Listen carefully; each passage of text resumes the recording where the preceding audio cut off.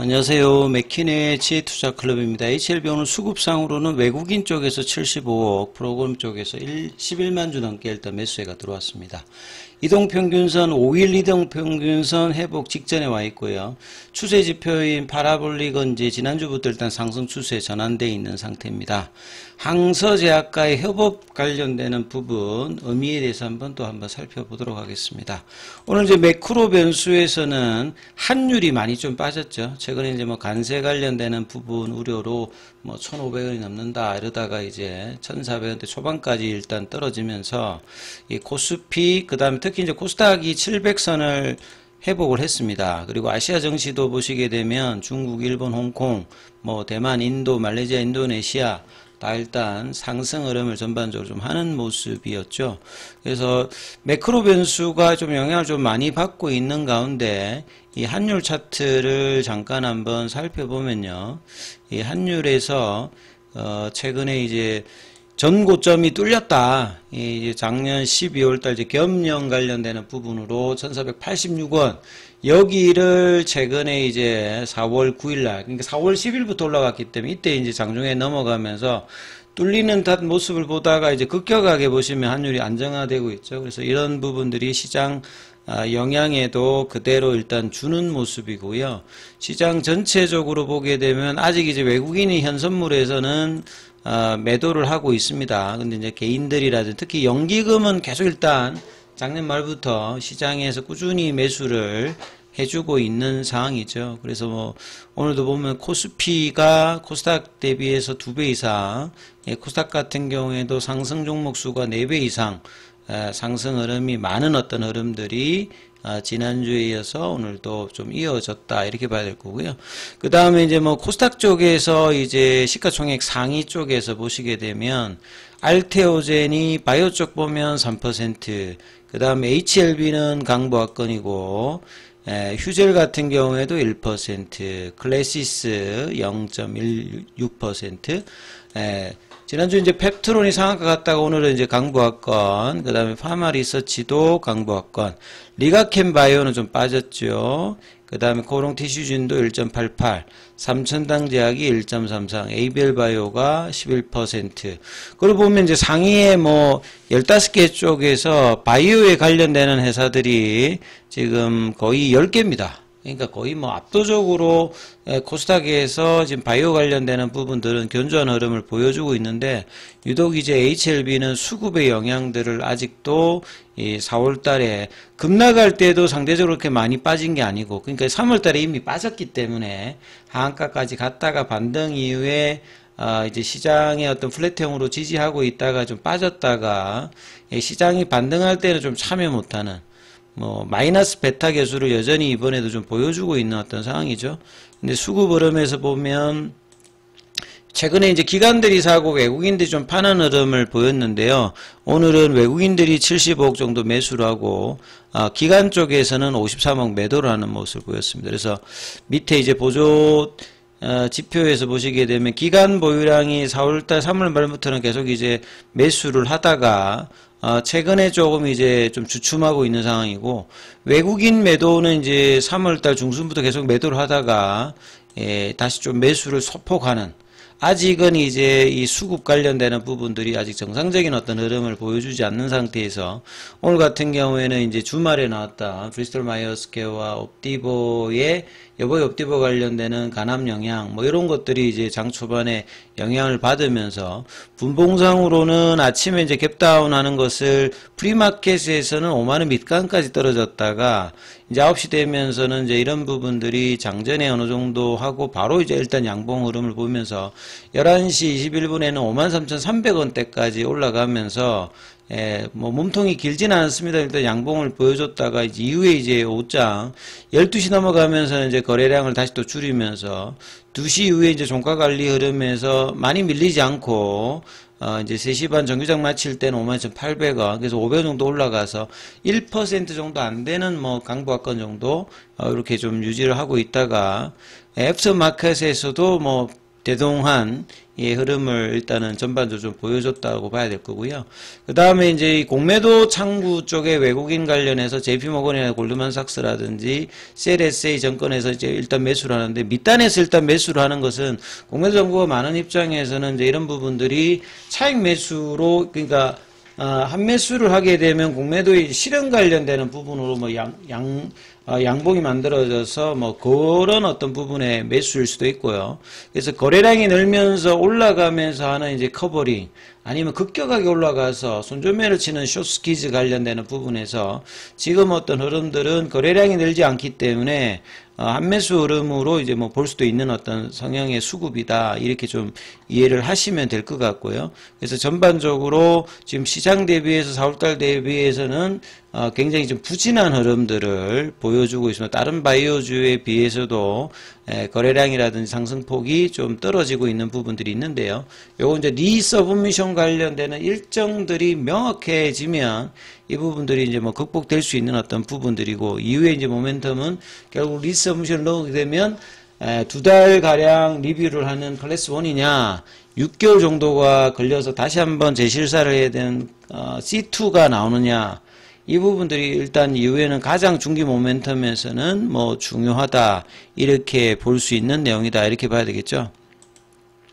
자, 그리고 이제 제약바이오 몸집을 기우는 중국이 이제 미국 다음으로 이제 제약바이오 시장에서는 큽니다. 과거에는 이제 뭐 미국 다음에 유럽, 그 다음에 뭐 일본, 그러다가 이제 중국이 이제 시장 규모를 많이 키워서 만만치 않은 어떤 시장이죠. 그래서 중국의 제약바이오 산업들 보시게 되면 중국은 모든 산업에서 국가가 이렇게 주도해서 밀어주면 엄청나게 이제 투자 유인을 주면서 많은 어떤 이제 스타트업이나 기존의 어떤 업체들이 경쟁 구도를 해서 어느 정도 성과를 내면 또 이제 구조조정을 하면서 다른 쪽의 어떤 이제 산업에서 헤게모니를 갖추는 이런 부분을 하는데, 제약바이오도 뭐 마찬가지예요. 특히나 이제 면역항암제 관련되는 부분의 육성들을 중국에서 많이 해서 캄넬주맙도 이제 세 번째로 PD-1 계열로 2019년도에 허가받은 사례가 뭐 이런 부분을 반증하는 건데요.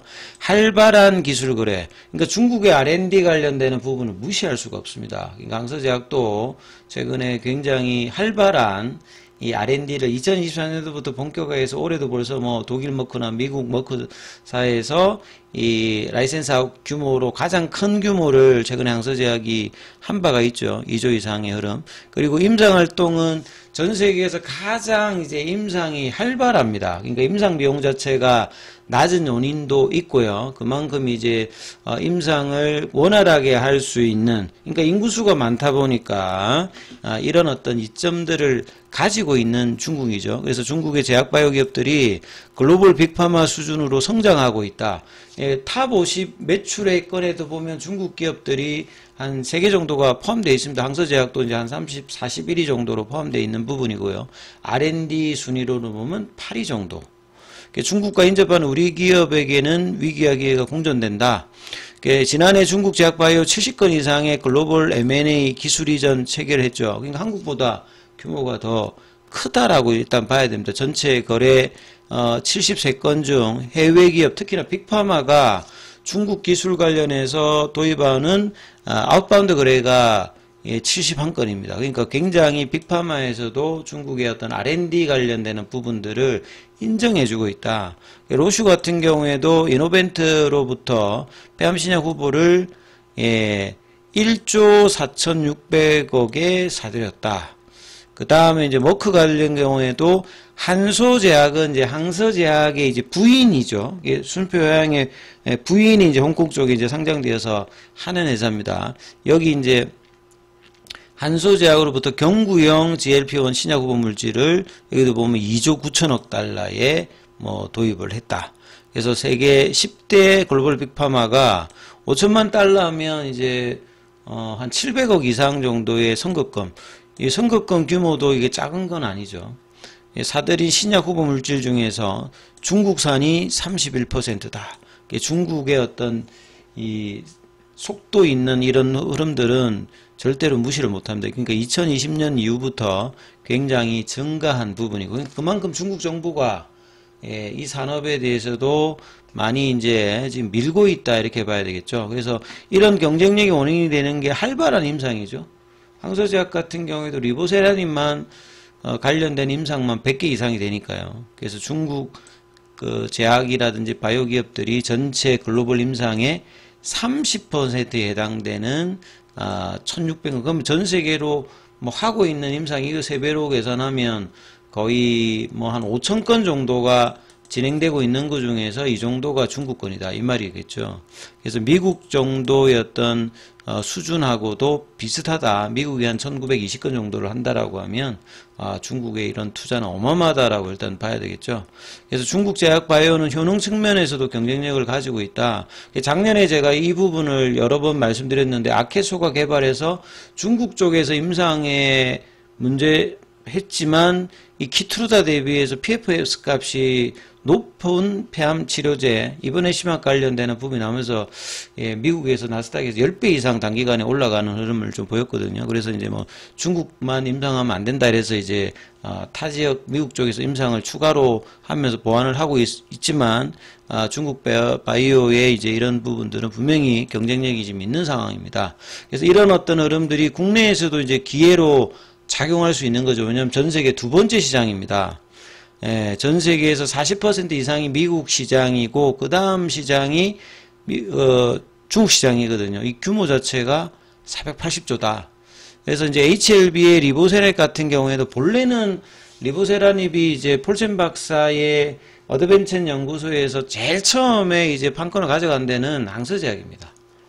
그러니까 지금 이제 엘레바 쪽 같은 경우에도 2007년도 이후에 이제 일단 가져갔기 때문에 개발의 속도, 그러니까 원천 물질을 가져가서 전임상하고 임상해서 이제 위암이라든지 기타 뭐 대장암이라든지 뭐 폐암이라든지 이렇게 개발 이력도 항서제약이 더 빠른 거죠. 다만 이걸 이제 글로벌로 판권을 가지고 있는 데가 HLB이다 보니까 FDA나 EMA를 가려고 하면 협업을 해야 되는 상태이기 때문에 오히려 이제 개발 능력에서는 항서제약이 더 오래 했고 자본의 어떤 투자를 했기 때문에 HLB 입장에서는 개발에 하는 의미에서 좀 선택적으로 할 수 있는 글로벌 판권을 가지고 있기 때문에 뭔가 중국 쪽에서 임상의 데이터를 항서제약이 현고 중에서 좋은 거를 이제 서로 파트너십을 해서 미국이나 유럽을 노려서 전략적으로 선택하기 때문에 굉장히 효율적인 어떤 그 개발의 어떤 비용의 어떤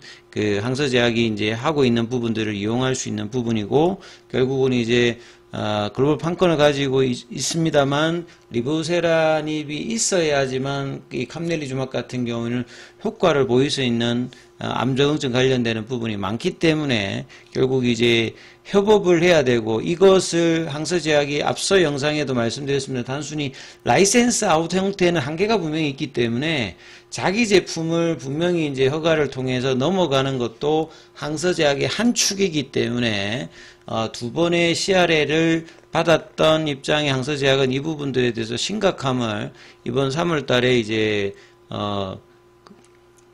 연례 보고서 이제 발표를 하면서 분명히 좀 밝혔기 때문에 이 부분에 극복을 한다. 그러니까 이런 부분들을 HLB 입장에도 파트너십으로 분명히 좀 전달했을 거다. 이렇게 이제 볼 수 있는 부분들이거든요. 그래서 항서제약과의 어떤 파트너십 그 부분의 단초를 볼 수 있는 게 일단 리서브션 관련되는 부분이다. 그래서 중국 관련되는 부분의 이런 성장세들을 HLB 입장에서 충분히 허가 이후에도 계속 정정 확장이라든지 이제 신규 이제 파이프라인 도입이라든지 파트너십이 더 강화될 수 있는 어떤 부분은 다른 어떤 국내의 바이오텍하고도 분명히 차별화되는 어떤 요소이기 때문에 항서제약과 협업은 상당히 뭐 중요한 성장에서 의미를 가진다 이렇게 이해를 하셔야 됩니다. 그래서 이 신한투자증권의 엄민영 연구원이 2023년부터 기술 수출 거래 규모에서 중국 바이오 성장이 눈에 띄었다. 이 항서제약이 2023년도에 프랭크 지양 부사장을 영입하면서 특히나 기술 수출 관련되는 부분에서 많이 되었고 이제 전체적인 어떤 매출 구조에서도 혁신 신약이 한 절반 정도를 차지할 만큼 항서제약이 주력이지의 매출원으로 차지하는데 해외 매출 비중은 이제 한 3% 정도밖에 안 되거든요. 그러니까 라이센스 아웃의 어떤 한계를 극복하기 위해서 반드시 이제 규제기관인 FDA와 EMA 허가를 해야 되는 상황이기 때문에 여기에 대한 어떤 기대는 뭐 여전하다 이렇게 보실 수가 있습니다. 그래서 지금 차트 구간은 이제 이런 부분들이 반영하기 위해서는 이제 하한가 이후에 한 1주, 2주, 3주, 한 달 정도 지금 흐름들이 단기 급락하고 난 다음에 완벽하게 이제 갭을 메꾸지 못한 상태에서 다시 이제 이중바닥 형태를 보여주고 있거든요. 그래서 거래가 좀 늘면서 피보나치 낙폭가대 가격인 65,000원 정도가 회복되어야 본래 이제 FDA 기대감이 이제 본격적으로 이제 정상적인 어떤 가격으로 반영된 어떤 구간에 들어가는 거고, 여기가 이제 스타트가 되는 거고, 이 스타트가 될 수 있는 모멘텀은 시장에 대한 어떤 요인이들도 있습니다만, 특히 이제 HLB 같은 경우에는 자체적인 모멘텀으로 대부분 그동안에 움직였기 때문에 결국 리서브션의 가시화가 되는 어떤 순간 이 부분들의 어떤 기대감으로, 아니면 이제 그 기대감으로 반영하는 어떤 수급이 형성된다든지 기사가 나와서 움직인다든지 이런 부분들이 있기 때문에 이 부분들 좀 참조하시면서 흐름 챙겨 보셔야 된다 이렇게 말씀을 좀 드립니다. 자, 장중에는 무료 텔레그램방이 운영되고 있습니다. 동영상 아래 링크 참조해 주시면 되고요. 입장 문의는 문자 남겨주시면 안내 드리고 있으니까 참조하시면 되겠습니다.